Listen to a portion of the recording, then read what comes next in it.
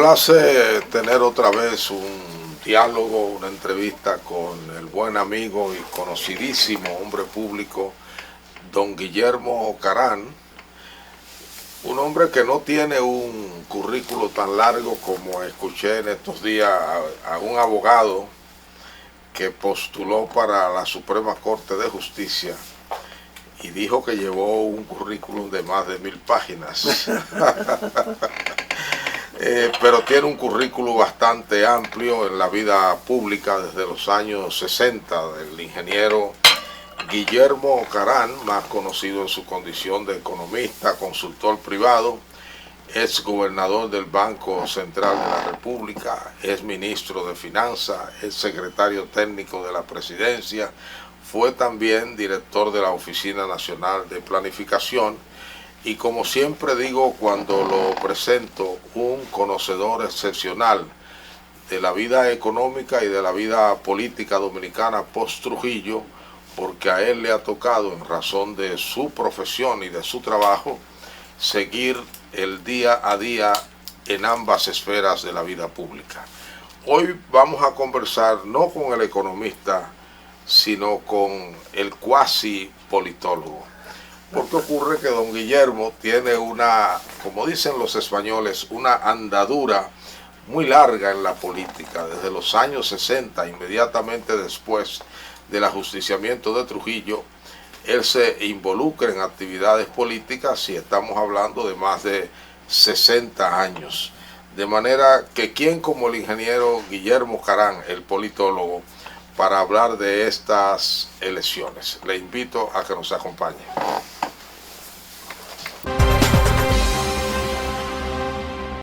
Ingeniero Guillermo Carán, muchas gracias en estar aquí conmigo. Le veo muy juvenil.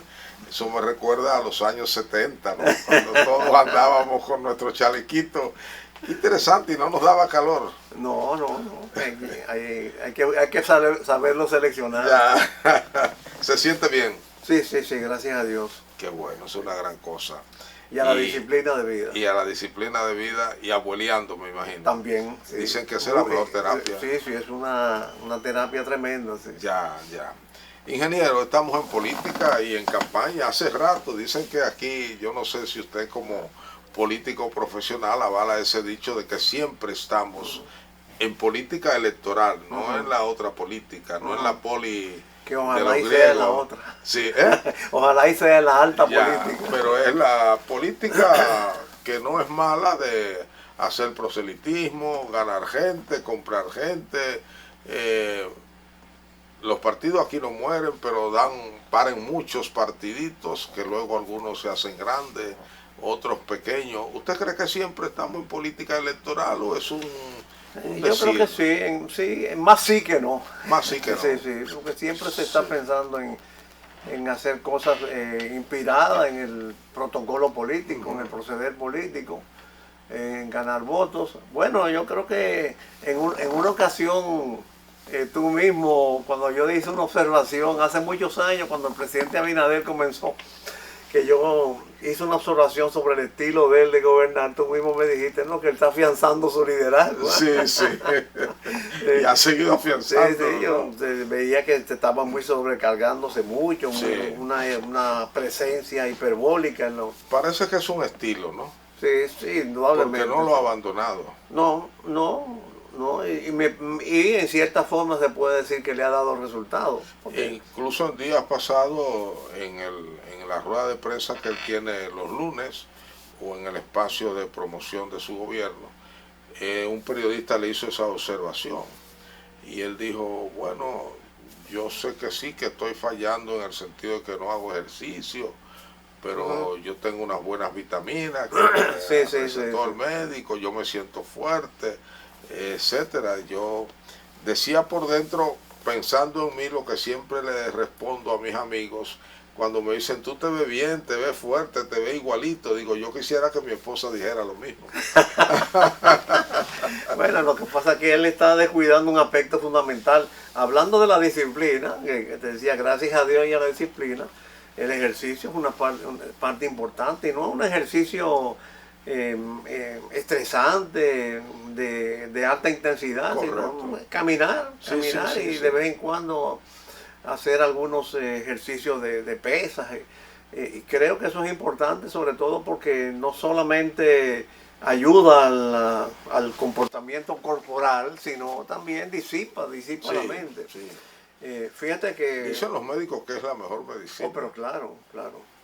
Me imagino que tú la estás haciendo, ¿no? Ahora mismo no. Ahora a mí me traiciona el horario de trabajo. Yo salgo a las 1:00 de la madrugada y me vengo a dormir a las 2:30 o las 3. Ya a las 7, si yo me levanto, como me tengo que levantar casi siempre, 7:30, yo suelo levantarme cansado. De hecho, cada vez que voy a mi médico, lo que hace, siempre me dice, tiene que tomar más agua y dormir más. Hago el esfuerzo de tomar más agua siempre porque aprendí que el cerebro nada en agua. Entonces uno siempre quiere uno se preocupa cuando cualquier cosa del cuerpo le falla, pero cuando es el cerebro, la preocupación es mucho mayor. Claro.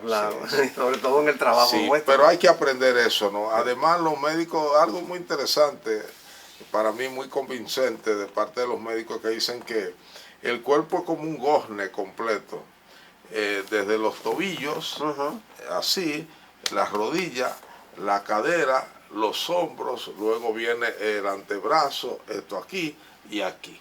Entonces hay que moverlo todo. Claro. Y hay que ejercitarlo todo, pero es un esfuerzo. Sí, hay que hacerlo, ¿no? Además, ya lo necesito. Sí. Es evidente que lo necesito. Ingeniero, usted puede, como los antropólogos, por su tiempo en la política, recurrir al método de la comparación.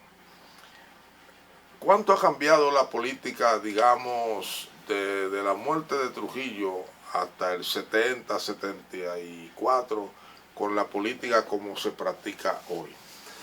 Yo diría que en el postrujillismo, inmediato, había una política como más inspirada en ideales. Por supuesto, también formaba parte del contexto mundial. Ahora observamos que la política está totalmente metalizada. Incluso cuando yo he tenido las opciones, o cuando tuve las opciones de aspirar a alguna posición de relevancia, mis dificultades precisamente eran de ese tipo, y que yo no estaba dispuesto a cambiar ni mi discurso ni mi praxis. Ahora realmente yo me asombro que todo está tan metalizado que hasta para cualquier actividad es un presupuesto enorme, cualquier candidatura. Estamos hablando de una cantidad exorbitante que Balaguer diría, ¿cómo? Bueno, estamos reclamando ahora mismo más de 2.000 millones de pesos. Oh, sí. Pero no solamente los gastos, se le entregó una suma no solamente similar. Los gastos electorales de los partidos, sino los gastos de los candidatos. Sí. Recuerdo que todavía recientemente, en las elecciones del 20, alguien me mencionó en un momento dado que porque yo no aspiraba a una senaduría en San Pedro de Macorís, pero al mismo tiempo me dijo, eso sí, tienes que buscarte 20 millones de pesos. De inicio. Sin contar los gastos del día de las elecciones.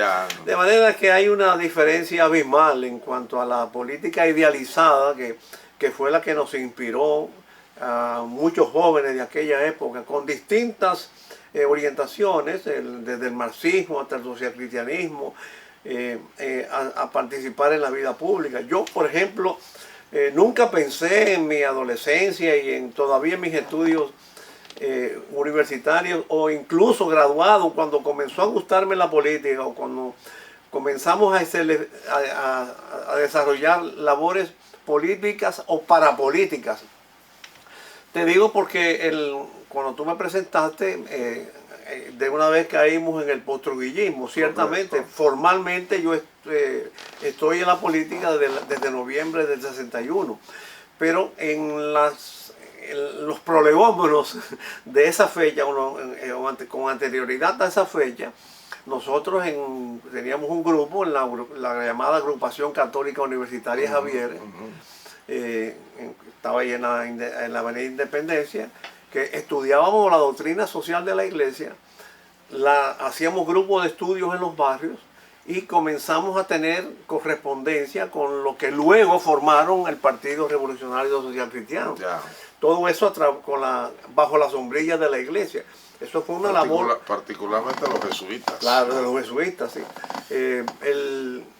Y eso realmente fue un periodo precursor. Y yo todavía en ese tiempo no me veía como un político activo, sino un político de esos que le llaman detrás del tono, una asesoría. Correcto. Además por mi profesión, porque en eso me comencé a estudiar en la planificación, que es una función de asesoría de Estado. Pero todo aquello ha cambiado y ahora mismo hay un recurso en efectivo, en dinero, que es lo que guía el pensamiento y el accionar político. De hecho, parte en el mundo y aquí, parte de por qué han desaparecido las ideologías y los ideales es precisamente porque la política en cierta forma se ha corrompido y se ha expresado en el clientelismo, que viene siendo como un círculo vicioso, ¿no? Porque cuando el ciudadano ve el predominio del clientelismo, que comienzan los candidatos a ofrecer, el ciudadano común, el que siente el ofrecimiento, comienza a decir, bueno, pero si esa es la regla de juego, dame lo mío adelante. Correcto. Y entonces ahí es que viene de la compra de candidatos, esta vergonzoso transfugismo, ¿no? Que lo vemos todos los días en la prensa, todos los días un candidato o un funcionario pasa de un partido a otro. Yo estoy que ya ni lo leo. Y por supuesto, cuando se gobierna, entonces tiene que pagar la deuda adquirida con el electorado.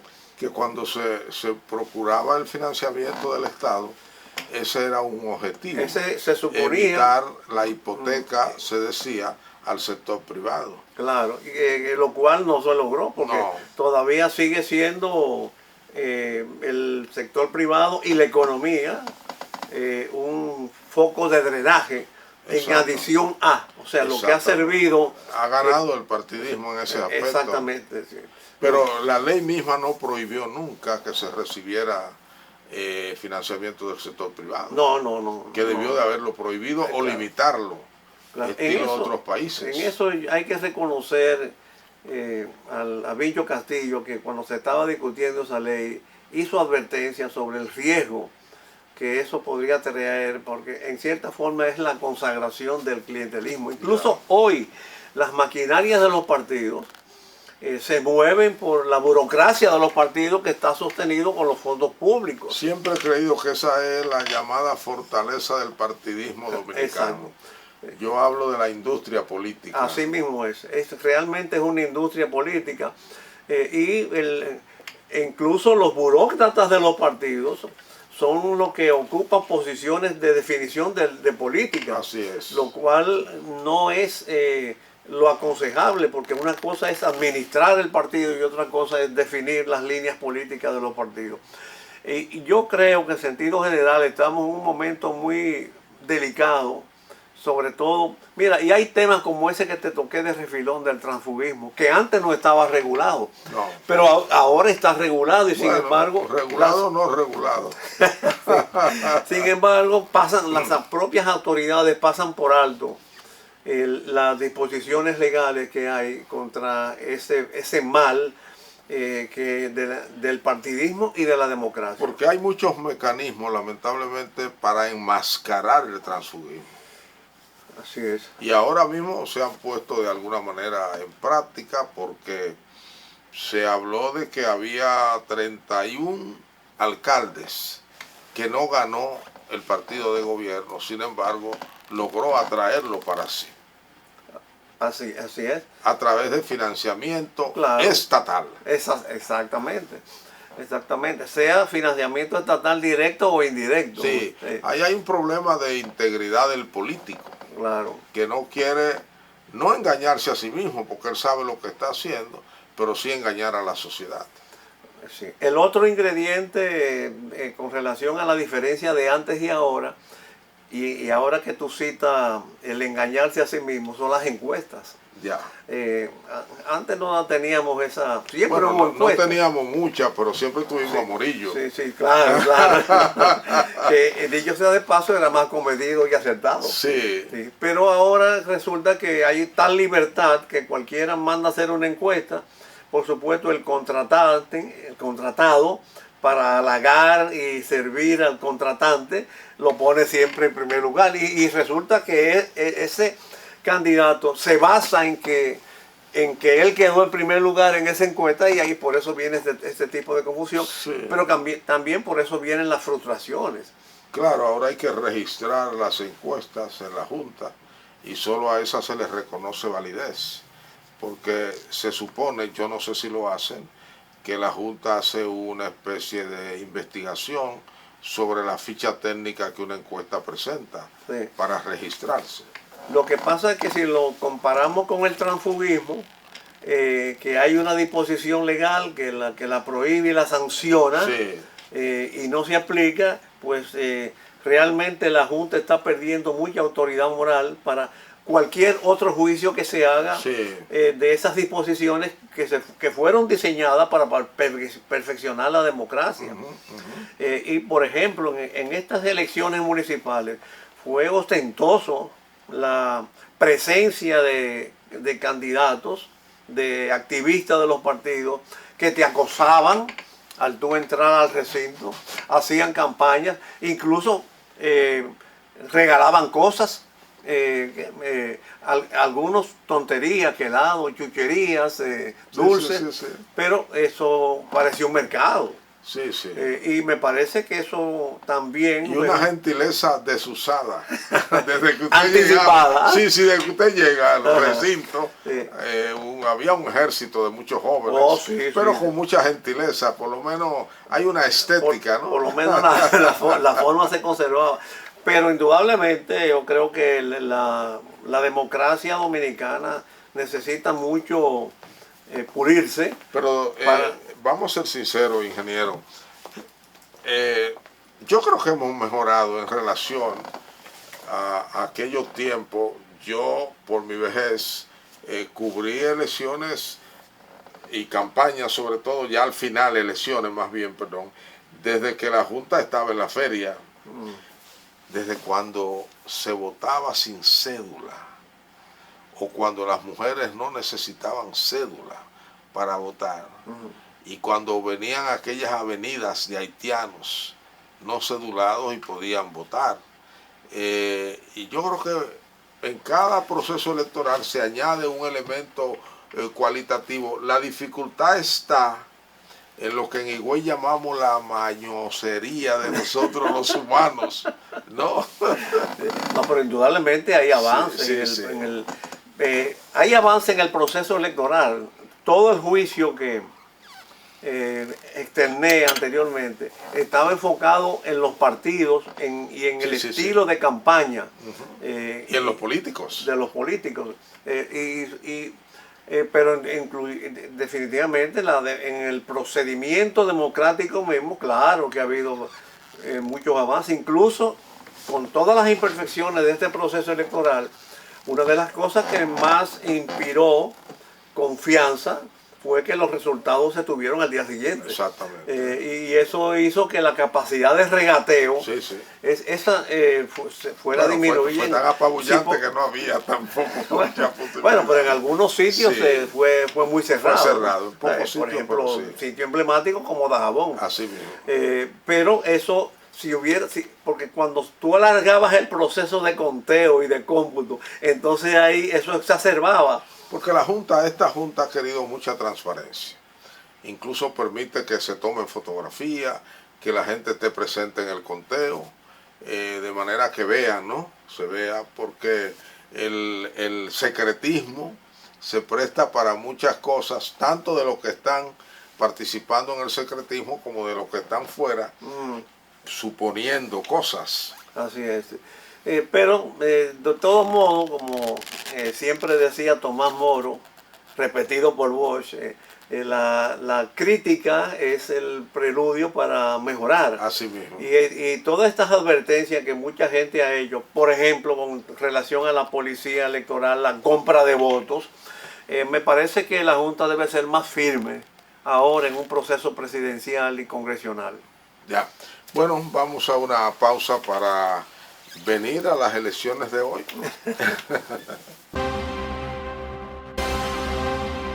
Ingeniero Guillermo Carán, las elecciones que acabamos de pasar, las municipales, bueno, el partido de gobierno arrolló, es como se decía antes, ¿no? O arrasó. ¿Cómo? Arrasó. Arrasó también. En Higüey te sabes que tenemos un español, eso se refiere a una transposición del término cuando un vehículo pisa a alguien. Bueno, hubo dos lecturas, dos grandes bloques de lectura sobre estas elecciones, la de la oposición y la del gobierno. El gobierno decía, esto es un anticipo de lo que va a ocurrir en mayo. La oposición dijo, no hay una relación vinculante vis a vis entre una y otra. ¿Cuál es la lectura suya? ¿Febrero fue un anticipo de mayo o mayo puede cambiar drásticamente? Admitiendo que puede cambiar, yo creo que no deja de ser un insumo para ponderar los resultados de mayo. Porque hay un ingrediente en los resultados de febrero que tú no has citado, que es la abstención. Sí, la abstención ordinaria. Yo he hecho unos cálculos comparando la abstención de febrero con la abstención normal que se ha observado en procesos electorales y he llegado a la conclusión de que puede haber 1.880.000 más de votantes. O sea, es más que más los o menos un 30%, ¿no? Sí. Que 52 menos 30 te da un 22. 23, 52 menos 30 te da un 23, 22%. Entonces, ¿qué pasa? Que es el número de votos alcanzados es más de lo obtenido por el PRM. Sí, sí. Entonces, y como realmente tengo una inclinación hacia el presidente Abinader, que una inclinación que viene del 12, del 16, del 20. Yo pensé que era étnica. No, además por cierto, el domingo se celebra, el domingo se celebra el Día del Inmigrante Libanés. Okay. Hay que recordar a los abuelos. Entonces he venido advirtiendo que cuidado, porque si la oposición estructurara un discurso, que no lo está estructurando, es posible que ese 1.880.000 votos se incline mayormente hacia la oposición y entonces perjudique al gobierno. Y que he estado llamando la atención, alertando para que el gobierno no se duerme en sus laureles, porque el camarón que se duerme se lo lleva a la corriente. Así es que creo que en política todo, no hay un hecho que no se... Pero lo que ordinariamente se hace, lo que yo conozco, ¿no? Usted es un conocedor muchísimas veces más profundo que yo sobre el particular, pero lo que yo veo que se hace en las encuestas, en el caso de los que dicen no saben por quién van a votar, es un prorrateo similar a los porcentajes obtenidos. O sea, es obvio, a juzgar por el historial, que ahora viene alrededor de un 30% más de votantes, tomando en cuenta que la abstención ordinaria en las elecciones nacionales, el histórico viene siendo más o menos un promedio de 30%, entre abstención y ausentismo. Sí. Entonces, si hacemos un prorrateo similar a la votación pasada, ahí vemos que casi las cosas quedarían más o menos en términos proporcionales iguales. Pero también el voto del gobierno en estas elecciones municipales fue más firme. Sí, así es. Y hay que tener en cuenta el liderazgo local, que fue muy determinante en estas elecciones, porque habían aspiraciones locales que convertían a esos candidatos en activistas, activistas entusiasmados, Sí. aguerridos, belicosos. Fíjate que como por ejemplo en algunos sitios se luchó por un voto, por dos votos. Pero fue una militancia activa y hubo recursos ante el Tribunal Superior Electoral. O sea, ese ingrediente no se va a ver ahora. O sea, que yo creo que es un factor a ponderar. Mira, ningún hecho en política debe ser subestimable. Correcto. Ahora que se cumplieron 20 años del atentado de Atocha en España, el Partido Popular en España hace 20 años, en el 2004, estaba ganando las elecciones por 6%. Así es. Sin embargo, por un atentado, en 4 días se volteó la cosa y el PSOE ganó por 5. O sea, fue una brecha de 11 por el mal comportamiento que tuvo el gobierno del Partido Popular al enfrentar ese acto. En los círculos cercanos al gobierno, se cree que el único hecho a la vista de hoy que podría voltear la tortilla electoral sería el hecho Haití. Y por eso el gobierno ha mantenido una posición. No se sabe si hubiese mantenido esa posición en otras circunstancias tan firme de decir ustedes allá y nosotros aquí. Prácticamente cero colaboración, lo que es un contrasentido con el discurso internacional. Claro que sí. Yo no sé, porque en todas las encuestas no sale el problema haitiano como algo... No. Ni lo suelen poner tampoco, porque no son, esa pregunta nunca es abierta. Y pienso que también la gente no quiere opinar abiertamente sobre eso. Y no sé, pero porque aquí hay muchos sectores de la población que realmente entienden que no se puede hacer tan visceral con relación a la situación haitiana. Yo mismo creo que es errada la política. Lo que pasa es que quienes gobiernan no tienen la independencia de Balaguer, de la que usted viene. Bueno, sí, sobre todo frente a los americanos. Así es, y con Haití particularmente, porque por ejemplo cuando aquel bloqueo contra Aristide en los 90, le querían imponer a Balaguer que cerrara el suministro de combustible a Haití. Y Balaguer se paró y dijo, no, pero es que si yo le cierro el suministro de combustible, pueden pasar dos cosas: o acaban de deforestar lo poco que hay, o vienen a deforestarnos a nosotros. Lo cual es contrario a lo que nosotros estamos defendiendo, que es algo que que a mi juicio pierde de vista el gobierno. O perdió de vista el gobierno con aquel cierre comercial. Un cierre que se abrió más por efecto de la comunidad que por disposición formal del gobierno. Sí, claro, fue la presión. Fue la presión económica y de los... Y no solo de la comunidad, de un alto empresariado. Claro, de aquí y de allá. Estaba siendo muy afectado. De aquí y de allá, de Haití y de dominicanos. Entonces, pero fíjate que yo no vi una disposición categórica del gobierno de que...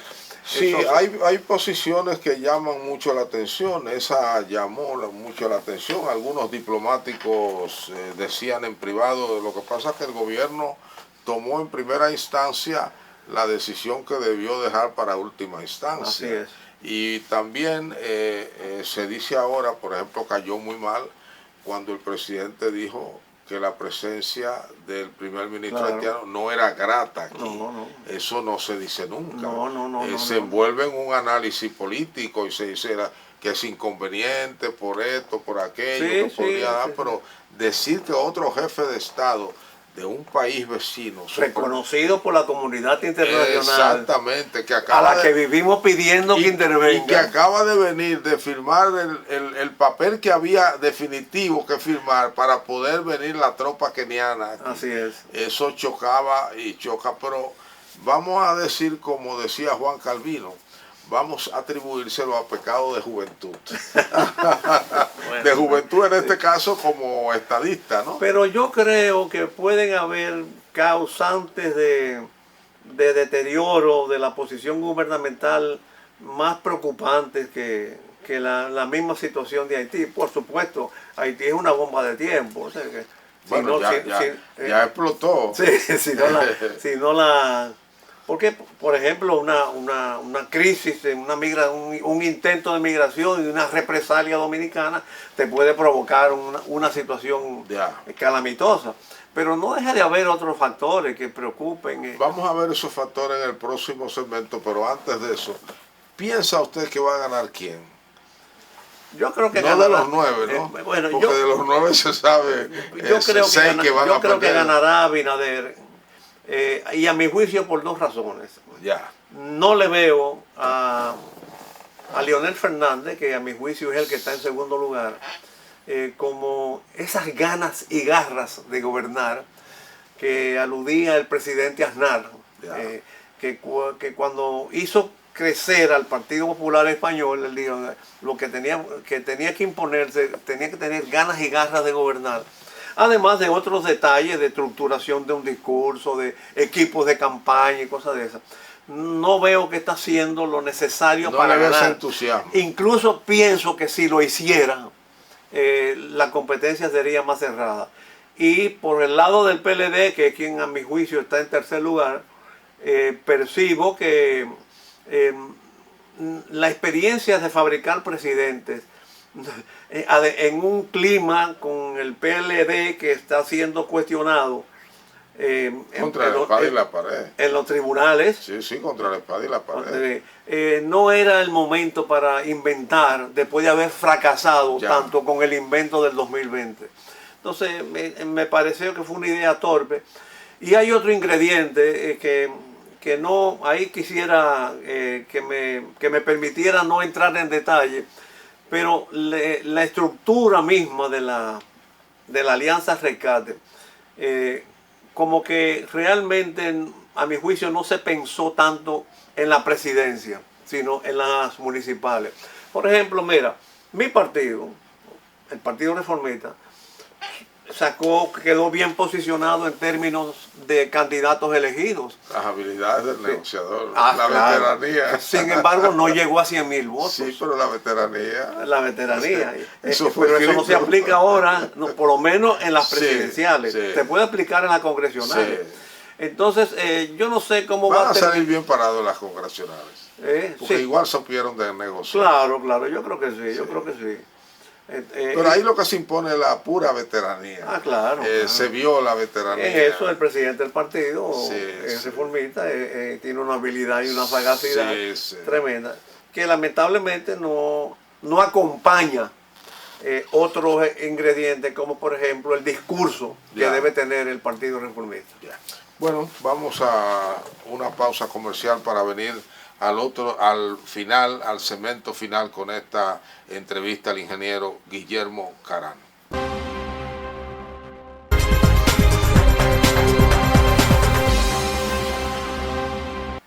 Ingeniero Guillermo Carán, antes de que usted nos hable de esos factores, anoche el buen amigo Aguilera, Leonardo Aguilera, economista y ahora presidente de la refinería, entregó a la opinión pública su última encuesta del Centro Económico del Cibao, donde Luis Abinader aparece con el 63.5% de los votos, votarían por él. El 20.6% votarían por el doctor Leonel Fernández y el 9% sigue bajando el ingeniero Abel Martínez. Estamos hablando de que aquí hay 80, 89, sería una abstención más o menos de un 11%, cosa que no es real, pero eso entre los que dicen que van a votar. Ahora, aquí hay una relación impresionante de distintas encuestas. El promedio general de todas las encuestas da a Luis Abinader un 57.4%. Estamos hablando de encuestas del Centro Económico del Cibao, de la Cigalo, que no debe ser Cigalo aquí, pero se le llama así, de una que se llama Mark Estrategia, de otra que se llama RD Lige, de otra que se llama CD Media, otra que se llama ABC Marketing, la Greenberg, que es la que menos le da, creo que solo se ha hecho una Greenberg, ¿no? 49%, y otra que se llama Metrica Marketing, y la Galu Dominicana, que esa le da un 55%. Toda excepto una, él está por debajo de los 50 y tiene un máximo en GPI, que no sé qué es, de 64%. Esas son las tendencias. Entonces, por ejemplo, Leonel Fernández va 24, 20, 23, 27, 19, 29, 23, 24, la más alta es 29. Y el hermano Abel Martínez está en 12, 9, 10, 13, 10, 13, 10, 11, 17, la más alta es 17.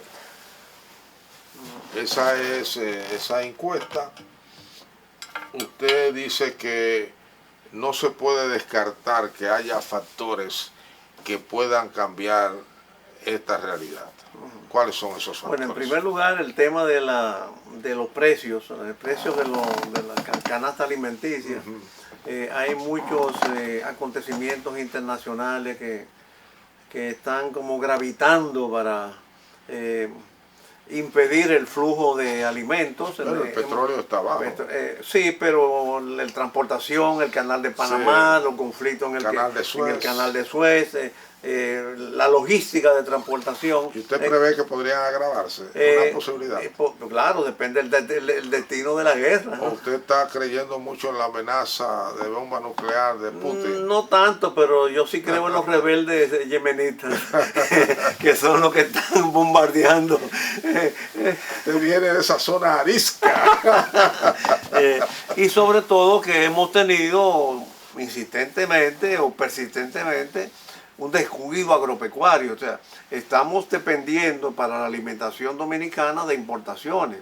Mira, ayer salió... A pesar de que su amigo dice que el 90% de la comida es de producción local. Sí, pero quisiera ver de dónde sacó ese número. Eso mismo decía Danilo Medina. Sí, claro, sí, Danilo casi es una herencia del discurso. Sí, hay mucha herencia en el discurso de Abinader. ¿Pero de Danilo o de Leonel? No, bueno, que también Danilo de Leonel, hay una herencia de abuelo, el tema de la pobreza, el tema de los... Y la tendencia a la apología. Sí, la subsidios, en fin, pero bueno. Y no me extraña que el cambio no haya cambiado esa situación. Sobre todo que estamos en una situación, volviendo a la pregunta, por ejemplo, ayer estaba revisando los datos y definitivamente la cartera de crédito agrícola no llega al 3% agropecuario. Y con un inconveniente, ahí anuncian 100 millones de pesos para prestarlo al sector vacuno, para las vacas de altísima esa es consecuencia, calidad genética. Claro. Entonces eso no es para los pobres ni para los medianos. No, eso acentúa la desigualdad que está de que habla el PNUD hoy, ¿no? Que no deja de ser un ingrediente también que puede afectarse. Pero aquí hemos aprendido a convivir con la desigualdad, tristemente. Sí. Y otro ingrediente es el término del manejo fiscal. Y sobre todo el contexto de la comunidad internacional. Son como espadas de Damocles que veo. Porque cuando dependemos tanto de una comunidad internacional para términos de flujos, y al mismo tiempo no estamos como en sintonía con ella para enfrentar las relaciones con Haití, por ejemplo, puede ser que utilicen ese hilo para presionar al gobierno y que demoren los financiamientos o que comiencen exigencias, sobre todo con un comportamiento fiscal que es cada día más peligroso, porque se tiende mucho a que los gastos de campaña aumenten. Yo ahí difiero en esa parte porque, como hemos hablado otras veces, el gobierno de Leonel, porque esa escuela la impuso Leonel y la siguió Danilo y la ha seguido el presidente Abinader, aprendió de los colmaderos. Muéveme la cuenta. Fíjese cuántos años aquí, los 20 del PLD y ahora los de Luis Abinader, que aquí no ha habido queja de la comunidad internacional de que en algún momento República Dominicana haya dejado de pagar a pero tiempo. por eso que no ha habido queja. No, pero claro, porque aprendieron a pagar a tiempo. Claro. Lo primero, el pago de los créditos. Sí. Cumplir con el servicio Sí. de la deuda. Pero, Y eso le da, porque claro, al final lo que quieren es ganar. claro. Pero si hay una solicitud de financiamiento para equilibrar las finanzas públicas en el interín, y se cree la comunidad internacional financiera, específicamente ahora, dice no, porque ya el país debe mucho y por la deuda está elevada, está pagando más intereses y la situación fiscal se está deteriorando. Es al revés. Comiencen a decir, vamos a dejar eso para después de las elecciones. Eso es al revés. Le ofrecen dinero todos los días al gobierno. Bueno. Porque el gobierno paga. Sí, pero mientras pueda estar pagando. Bueno, ahora, pero tú puedes decirme no, que en usted 6 sabe meses... que no podemos pagar y lo estamos tomando prestado para pagarlo. Claro. Eso lo estamos haciendo hace rato. Sí. O sea, el gobierno aprendió ese rejuego. Bueno, entonces significa que Leonel Fernández fue un buen maestro. Bueno, es una escuela, el PLD. Sí. Y además, esa es la misma escuela que ha abultado la deuda externa. Porque eso tiene su contrapartida. Claro. Sí. Y es la misma escuela que resta recursos para invertir en el verdadero cambio. Claro. Que sería sería básicamente en el agropecuario. Ya, yo no veo un riesgo a corto plazo como para alterar cualquier tendencia electoral de este momento en el tema de la deuda externa, porque figúrese, no hay un solo partido que se haya atrevido a poner en los primeros planos de la opinión pública la discusión de ese tema. Así es. Bueno, no han puesto en términos de ninguno. No han puesto ninguno. Todo es una recusación. El presidente lleva, y además el presidente tiene unos mecanismos, porque el jefe de prensa del Palacio, comparto contigo, su especialidad es marketing, mercadeo. Exacto. Y él publicidad, mercadea al gobierno. Publicidad, encuestas, transfugismo, Sí. y realmente... Y una bonita estética, hay que decir que también eso viene del leonelismo. Danilo lo mejoró con los brasileiros.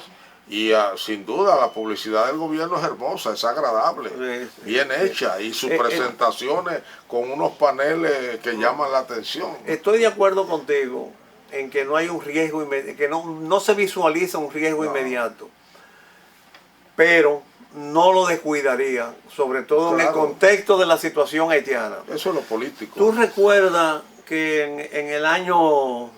En las elecciones del 86, por ejemplo, que bueno, el PRD estaba gobernando y más o menos tenía muy buenas relaciones internacionales, pero de repente hubo un informe que se hizo del Banco Mundial y con la colaboración de la Universidad Católica Madre y Maestra, salió unos informes con unas estadísticas a última hora.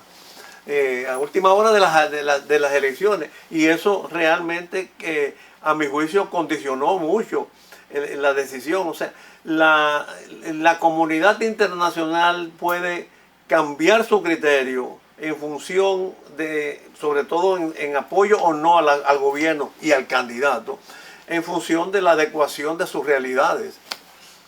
Bueno, pero yo en lo de Haití lo que veo es un gobierno que ha seguido al pie de la letra los dictados que vienen de los centros de poder, que prácticamente es uno, Estados Unidos. Bueno, este amaraco ahora de que no se le permitió al primer ministro haitiano venir al país, a pesar de que Estados Unidos mismo lo pidió, yo no sé si Estados Unidos lo pidió con la intensidad que se quiere hacer creer, o simplemente fue llenar una formalidad y se lo llevó donde ellos tienen un dominio, a Puerto Rico. A mí me parece que le dieron un susto. Sí, pero el presidente ha jugado y está jugando a que no hay una solución dominicana, que es la fórmula y lo que el periódico hoy llamó en un titular, la doctrina Abinader. Apoyamos todo, pero sí que venga para acá.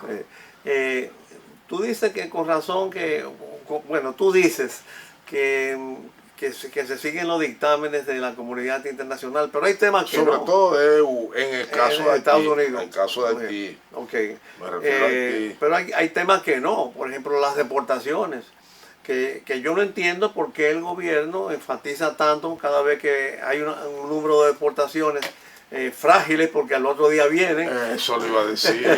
Claro. De nuevo pero jugamos al enmascaramiento. Sí, pero hay un aspaviento publicitario que para el cállate. consumo de la derecha criolla que está aquí, con un instituto duartiano que desvirtúa su rol y ahora se ha convertido en un propagador del antihaitianismo. Así es, así es. Yo creo que este es un tema para manejarlo con mucha prudencia y además que solo haya uno o dos voceros en el gobierno. Bueno, ojalá y sea uno o dos. Aparentemente el canciller está llevando el caso y lo está llevando con mucha dedicación dentro de una concepción. Claro. Yo creo que no es, a mi juicio, no es la vía correcta. Por ejemplo, no acabo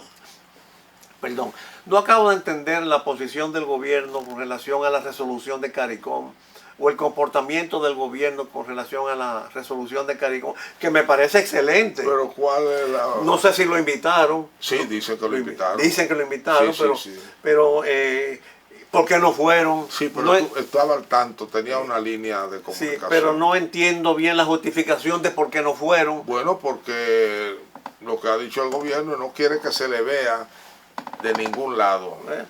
Pero a quien más nos atañe es a nosotros. Sí, pero una cosa es que, bueno, hasta gente que no es de la Cancillería ni es del gobierno, recibe minuto a minuto las últimas decisiones alrededor de Haití, porque está habiendo ese trasiego aquí en el país.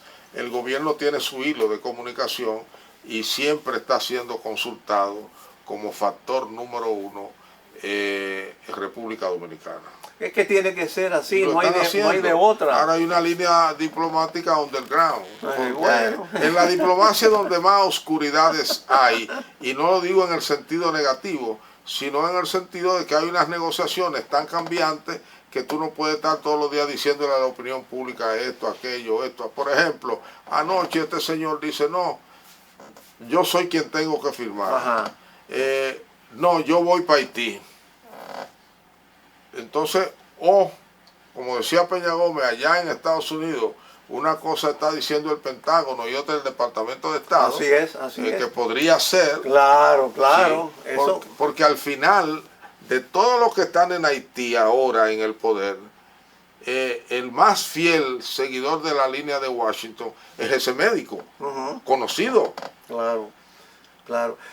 Ahí tengo que recordar a Carlos Morales Troncoso, que es una persona bien entendida de los mecanismos, y él siempre insistía en los mecanismos de decisión de Estados Unidos, y él siempre insistía en las reuniones que se cree que el gobierno norteamericano opera monolíticamente. Exactamente. Pero que no es así. Hay instancias del gobierno que no siempre se ponen uno de acuerdo con otra y a veces operan con cierta autonomía. Exactamente. Se vio en el 9/11. Exactamente. Sí. Y Peña Gómez decía, y bueno, Peña Gómez escribió 6, 7 artículos en la noticia sobre su tesis de los liberales de Washington y decía exactamente, ese será el fundamento, aprovechar las contradicciones mínimas, tenues, pero contradicciones entre los distintos sectores de poder en Estados Unidos, incluyendo el Congreso. Claro. Bueno, las incidencias del Congreso son más demoradas. Y por supuesto no deja también... Pero hay muchas negociaciones por debajo, que eso es lo que hace complicado. Y no tenemos que también ignorar las elecciones norteamericanas que ya se están calentando. Finalizando, entonces, ¿usted cree como quiera que el PRM gana? Sí, y pronóstico piensa que hasta Leonel ahora, quedará en segundo lugar. Yo diría que Luis Abinader gana. Ya, sí. Y piensa que es un matiz, pero para usted parece interesante, entre el partido y el candidato. Claro. Y piensa que Leonel quedará en segundo lugar, y piensa también que si Leonel empuja y pone más energía, podría subir más. Y si rediseñara su discurso, sus equipos, y que si mostrara más ganas y garras de gobernar. Ahora, porque incluso hay mucha gente que está diciendo que toda la labor de Leonel Fernández es para apoyar al hijo. Pero una nota al pie de página, no es lo mismo hacer una campaña política desde el poder, que ya cuando los factores productivos del país no lo ven a usted como un posible presidente. Así es, vamos a decirlo en lenguaje diplomático, hay muchas cosas que se acortan. Sí. Y también no es lo mismo actuar en campaña con apoyo de liderazgos reconocidos, Sí. que lanzarse a la calle básicamente con el recurso de su propio liderazgo. Así es. Ingeniero Guillermo Carán, le agradezco sobremanera esta cátedra que usted nos ha dado, el Guillermo Carán. Usted me ha dado más que yo. El Guillermo Carán, politólogo político. A ustedes gracias por igual, nos vemos en el próximo programa.